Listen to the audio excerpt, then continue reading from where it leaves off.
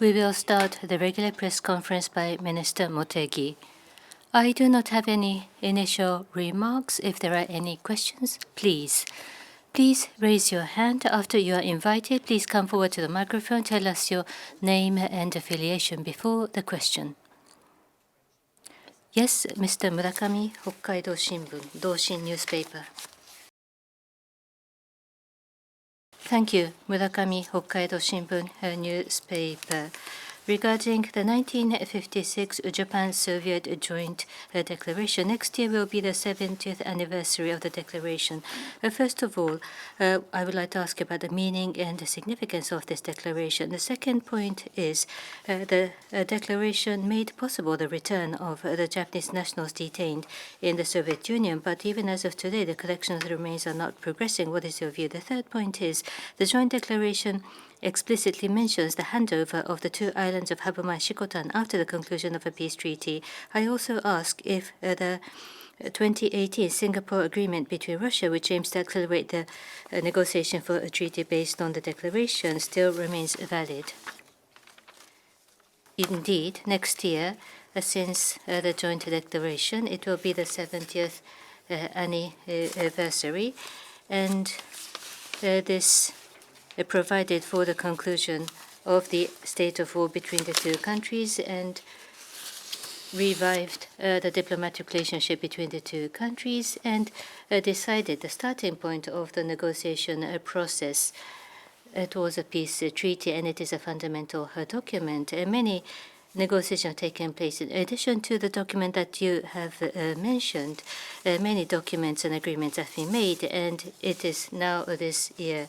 Regarding the collection of the remains of those who passed away during the detention in Siberia, in order to collect as many remains as possible and to return to their families, the Ministry of Foreign Affairs is working together with the Ministry of Health, Labour and Welfare on our coordination with the Russian side.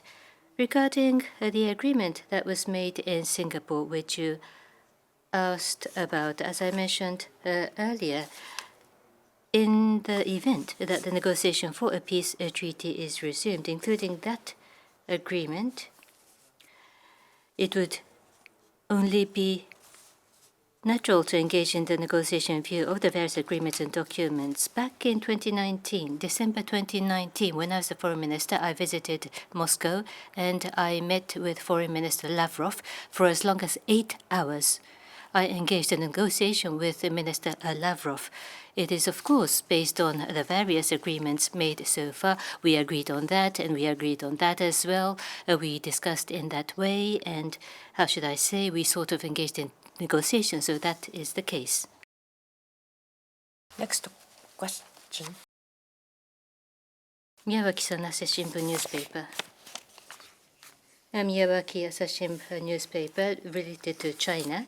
Chinese Foreign Minister Mr. Wang Yi spoke with the Assistant Yvonne of France, and Powell, the Assistant of the United Kingdom, has engaged in meeting with high-level officials during the weekend and asked for support for China. Not only are they sending out message in X, but in bilateral events, they are trying to make up a conducive public opinion for China. What is the position, please?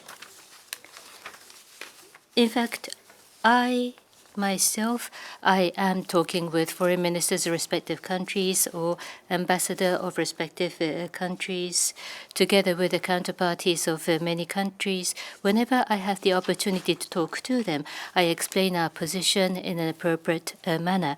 I neatly, carefully explain the position of Japan, and that is the effort I am making. And as you have just mentioned, yes, there are many activities by China which I am aware about. But first of all, regarding the positions regarding the policies and positions of Japan in response to assertions by China that goes against the fact, the government of Japan says no, that is not the fact. The fact is so and so.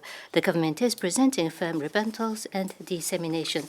At the same time, it is extremely important to garner the understanding of the respective countries on the position of the government of Japan. And as I mentioned, not only myself, but the government of Japan as a whole is taking all the possible opportunity to explain the position of our country, and going forward, such efforts will continue. And next question, please, Kyodo. Higa-san from Kyodo News, please. This is Higa from Kyodo News.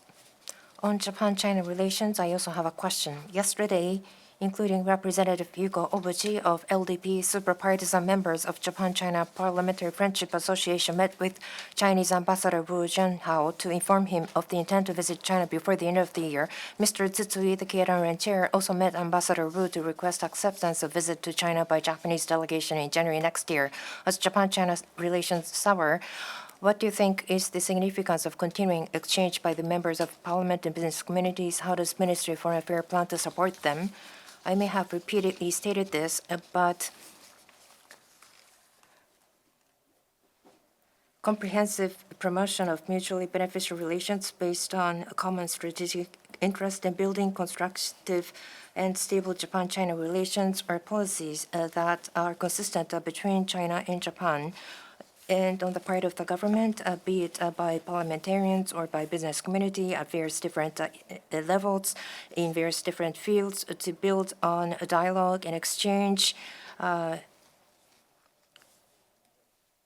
is a way of enhancing cooperation and understanding while reducing issues and concerns. And the government believes this to be important as before. And inclusive of a various dialogue between China and Japan. We are open and would like to promote such dialogues, and Japan is open, continuously open regarding various dialogues. Horikoshi-san, Nikkei Shimbun newspaper. Horikoshi, Nikkei. As for cyclone damage in Southeast Asia, government has decided to send medical team to Sri Lanka. A cyclone has hit Indonesia and Thailand as well. Japan has expertise in flooding, response to flooding and reconstruction.